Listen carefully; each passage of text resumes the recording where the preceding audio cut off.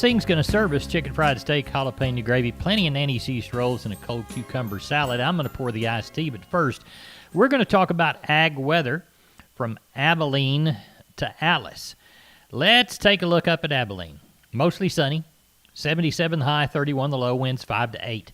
Come down to San Angelo, 74 and 32, 5 to 8 mile an hour winds. Junction, 77 and 31, 5 to 8 mile an hour winds.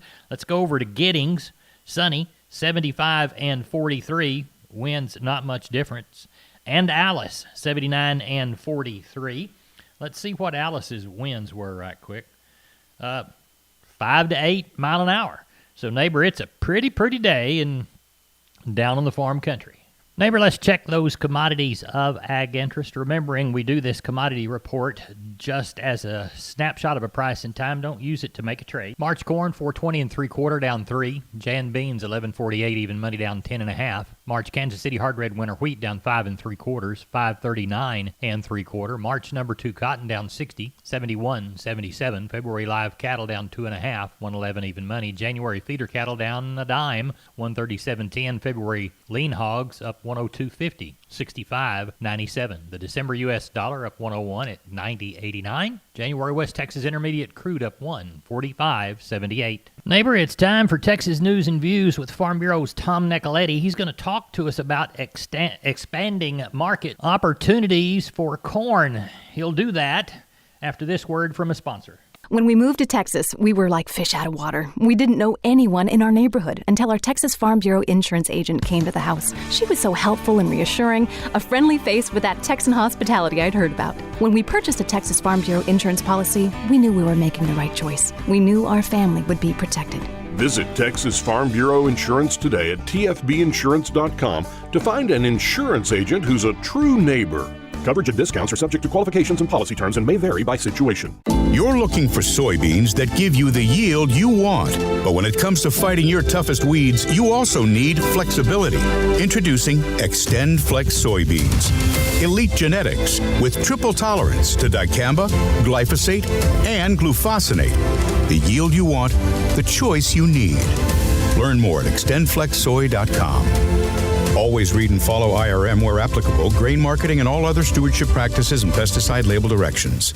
My guest today is John Linder. He is president of the National Corn Growers Association. He's joining us from Central Ohio, where he is a fifth-generation farmer who raises corn, soybeans, some red winter wheat, and takes care of a lot of issues with NCGA. And John, let's talk about trade policy and expanding opportunities in new markets for U.S. corn. Well, thanks, Tom. Appreciate that opportunity to have a dialogue with you and your listeners.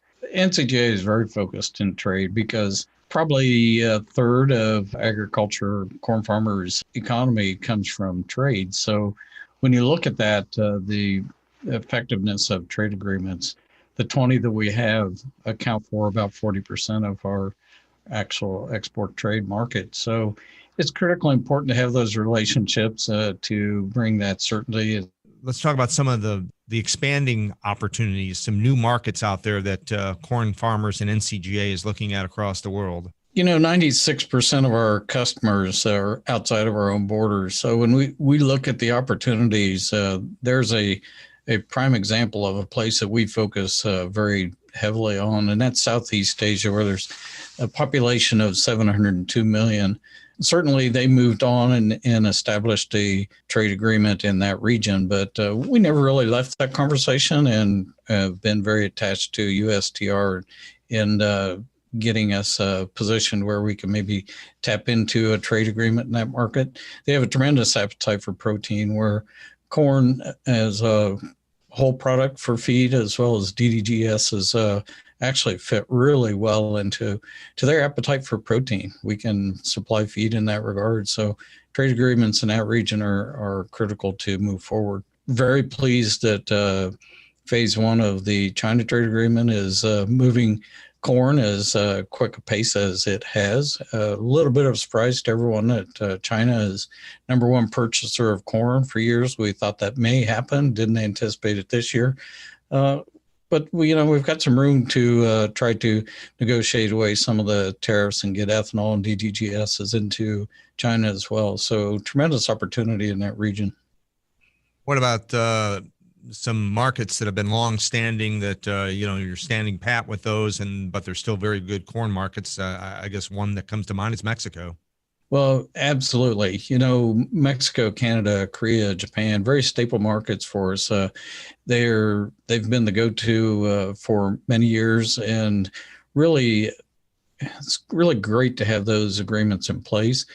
Certainly, implementation of agreements is a critical piece of which we engage on, and so there are some conversations still taking place in the implementation of those agreements. That is John Linder, president of the National Corn Growers Association. Parenting is full of surprises. You never know what to expect. So after our son was born, I called my Texas Farm Bureau insurance agent to set up a life insurance policy in case something happened to me. Sawyer is now 2. And we'll soon have a sister. There's no one else I would trust with protecting my family. Visit Texas Farm Bureau Insurance today at tfbinsurance.com for an agent you can trust with life's most important decisions. Coverage and discounts are subject to qualifications and policy terms and may vary by situation. This is Texas News and Views. Neighbor, it is Sheep and Goat Day across this portion of down on the farm country. So with that in mind, let's move a big old mob of them down the alleyway toward the ring so Wayne Geiswhite and Sean can get them sold for us. Wayne, what does that sale look like? Well, I'm thinking we'll get quite a few more last week, maybe 1,000 head more. Looks like 3,500 somewhere in that area. I've got 432 really good kids and off of one place, 106 off another place. Got a guy that's bringing in a bunch of lambs. Should have a good variety and should have a bunch of good animals there tomorrow. Good deal. Shouldn't be anything in the way of price, should there?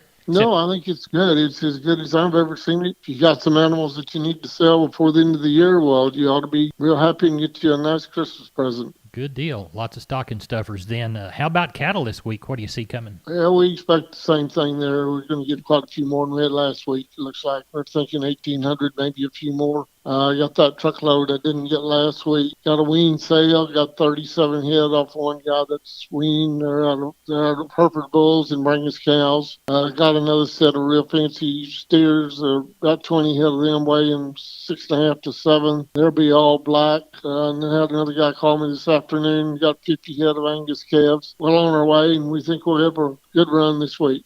Tell everybody how to get a hold of you, Wayne. Larry, we're at 830-997-4394. I'm Larry Marble with Down on the Farm, and I'm on the line with Stephen from D&D Farm and Ranch. Stephen, there's lots of products at D&D, but you're responsible for a certain portion of them, aren't you? Yes, sir, sure are. We've got, Larry, the largest stock of farm and ranch equipment in the entire state of Texas. If folks want to come out and investigate all those products, how do they get a hold of you? They can call us at 830-379-7340, extension 260, and ask for any of our sales associates. Neighbor, I'm hungry, and I know you are too. Hop Sing's ringing the lunch bell. Chicken fried steak, jalapeno gravy, plenty of Nanny's yeast rolls, and a cold cucumber salad. I'm going to pour the iced tea, and I'm going to set a space at the table for Henry Pickett. He needs to eat right quick because they're selling in Abilene. I spoke with Henry a little bit earlier. Henry, how is it looking then? Having about a little over 600, close to 700 with about 125, 30 cows, and it looks like we'll end up with a pretty good day today. Good. What's the quality like of the livestock that have come through? They say it's kind of mixed like last week. Just kind of first 40, 50% really good cattle, and then the rest just kind of everybody kind of cleaning up. I understand. How have the markets that you're involved with progressed this week so far? They've been lots of big numbers, and the market itself has been up really good, and looks like we'll end the year pretty strong. Good deal.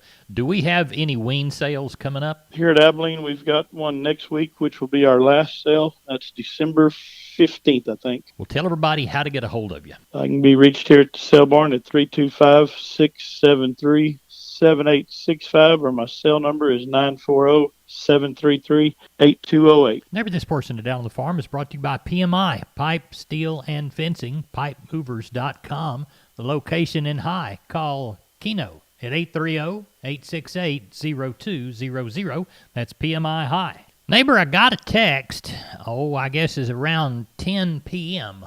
last night. Riley Rhodes asked me to send the Down on the Farm Radio Cowboy crew down to help him because he said he'd be selling till 2. I got Riley on the line right now. Riley, how long did y'all end up selling even after the Cowboys' help?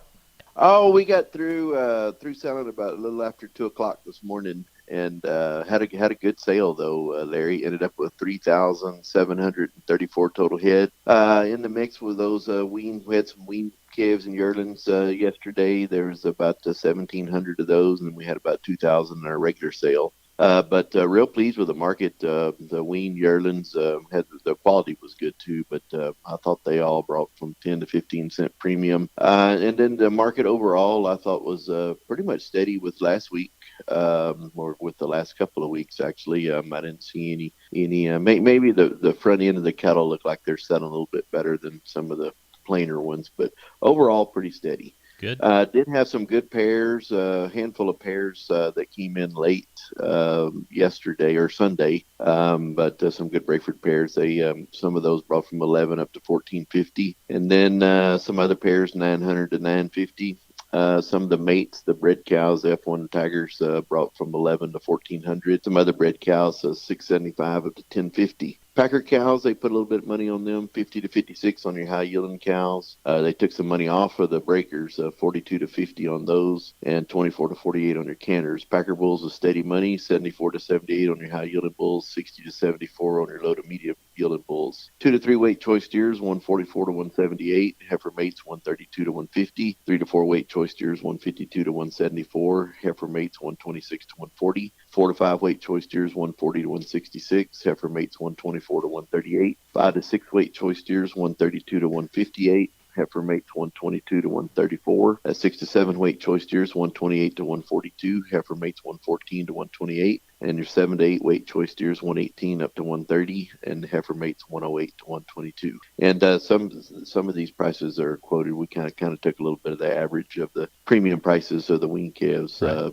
And the regular sale. But anyway, like I said, ended up with a little over 3,700. Everything went well. Buyer stayed with us to the end, and was real pleased with it. Had a good day. We have one more sale before holiday? Yes, sir. Next Monday will be our last sale, and we'll be closed for 2 weeks, and then we'll be back open. I believe it's on January the 4th. Tell everybody how to contact you, Riley. Cell phones 361-813-6650. The office 361-786-2553. Always go to the webpage, liveoaklivestock.com. Thank you, Riley. You know, neighbor, it's deer season, and there's one thing that many deer hunters tend to do that they don't need to do anymore, and it doesn't have anything to do with the hunting that they're doing on the deer lease. It has to do with something else, and we're talking about it on today's edition of the Texas Wildlife Radio Show. Spreading oak wilt in Texas. I'm Kerry Martin with the Texas Wildlife Radio Show on the Texas Farm Bureau Radio Network. Oak wilt can be a big problem in Texas oaks. Jonathan Moxinger with the Texas A&M Forest Service says hunters and other outdoor enthusiasts can watch for some specific signs that indicate a tree has been infected. A lot of times you'll see leaves starting to turn brown and the tree just gets kind of an unhealthy look to it. For live oaks, one of the things that we look for is called veinal necrosis. Fancy words for the veins turning brown, basically, while the remainder of the leaf is green. That can be one possible sign that a tree has oak wilt. For red oaks, they typically succumb pretty quickly to oak wilt. So if you have a red oak that starts looking poorly and then within a few weeks or a month is mostly dead, there's a good chance that oak wilt is the cause of that. Moxinger says a big way that oak wilt spreads is through the transportation of firewood. So the recommendation is to burn it where you buy it and avoid transporting it long distances. He also recommends painting, pruning, or cutting wounds in a tree. And if you have an oak that you want to try to save from an oak wilt infection, there is a treatment. Yeah, there is a treatment that you can use. There's a fungicide that can be injected into the tree, and the tree will take that up, and it helps to block the fungus from getting established in the tree. This is typically only used for fairly high-value trees because it is something that needs to be done repeatedly in order to maintain that level of protection. Jonathan Moxinger with the Texas A&M Forest Service. You're looking for soybeans that give you the yield you want. But when it comes to fighting your toughest weeds, you also need flexibility. Introducing Extend Flex soybeans. Elite genetics with triple tolerance to dicamba, glyphosate, and glufosinate. The yield you want, the choice you need. Learn more at extendflexsoy.com. Always read and follow IRM where applicable, grain marketing, and all other stewardship practices and pesticide label directions. After my first car accident, I feared the biggest damage would be to my wallet. I expected a mountain of bills and a long, drawn-out process. But my Texas Farm Bureau insurance agent was there when I needed her and helped me get back on my feet and in my car in no time. Instead of a hassle, I got reassurance and a quick recovery. Visit Texas Farm Bureau Insurance today at tfbinsurance.com to find an agent who's there when you need them most. Coverage and discounts are subject to qualifications and policy terms and may vary by situation. I'm Kerry Martin on the Texas Farm Bureau Radio Network. Neighbor, I guess you've wondered why China is buying so much U.S. corn. You'll understand at the tail end of this little ditty that I have for you. U.S. corn continues to be cheaper than its main global competitors. In fact, current U.S. corn delivered to the New Orleans port is around $4.92 by the bushel, compared to Argentinian corn at $5.81 by the bushel, Ukrainian corn at $5.94, and the Brazilian crop at $6.02. Interior prices for corn inside China are $10 per bushel. So there you go. Neighbor, before we go to the grains, we need to talk to Dr. Bob Judd, see what's on his mind. Dr. Bob? Most horses are vaccinated once or twice yearly for various diseases, but some horses react to those vaccines. Hello everyone, I'm Dr. Bob Judd with Texas Vet News on the Texas Farm Bureau Radio Network. And if you have a horse that reacts to vaccines, there is a concern about the horse developing a disease if the vaccine is not given. Although equine vaccines are generally safe, some horse owners are concerned about giving any vaccines to their horses. An alternative to vaccination that has been considered is checking blood titers to see if the horse is immune to a disease and vaccination is not necessary. A blood titer checks the amount of circulating antibodies that are present to fight a disease, but titers are not the only component of the immune system. The amount of protection of antibody titers in horses has not been studied in all diseases. And just because a horse has antibodies to a disease does not always indicate the horse is protected. In contrast, a horse given an intranasal vaccine may not have circulating antibodies and yet may be protected against the disease. The core vaccines for horses are rabies, tetanus, eastern and western encephalomyelitis, and West Nile. And circulating antibodies do play a large role in protection from these diseases. There are recommendations that indicate a level of antibodies in the blood that should indicate the susceptibility of a horse to a specific disease, although there is no evidence to support actual protection. Blood testing for antibodies to the respiratory diseases, including equine influenza, strangles, and equine herpes virus, have not been shown to correlate to protection against the disease or susceptibility to the disease. So checking titers for these diseases is not indicated. It is recommended to check a blood titer before vaccinating a horse for strangles to determine if the horse should be vaccinated. You're looking for soybeans that give you the yield you want. But when it comes to fighting your toughest weeds, you also need flexibility. Introducing Extend Flex soybeans. Elite genetics with triple tolerance to dicamba, glyphosate, and glufosinate. The yield you want, the choice you need. Learn more at extendflexsoy.com. Always read and follow IRM where applicable, grain marketing, and all other stewardship practices and pesticide label directions. Parenting is full of surprises. You never know what to expect. So after our son was born, I called my Texas Farm Bureau insurance agent to set up a life insurance policy in case something happened to me. Sawyer is now 2. And we'll soon have a sister. There's no one else I would trust with protecting my family. Visit Texas Farm Bureau Insurance today at tfbinsurance.com for an agent you can trust with life's most important decisions. Coverage and discounts are subject to qualifications and policy terms and may vary by situation. Neighbor, let's take a look at the grains courtesy of John Tuggle. Corpus area Milo, $12.04. Corpus area corn, $4.64. Corpus area wheat, $6.15 and a half. Soybeans through Houston, we'll call it $11.72.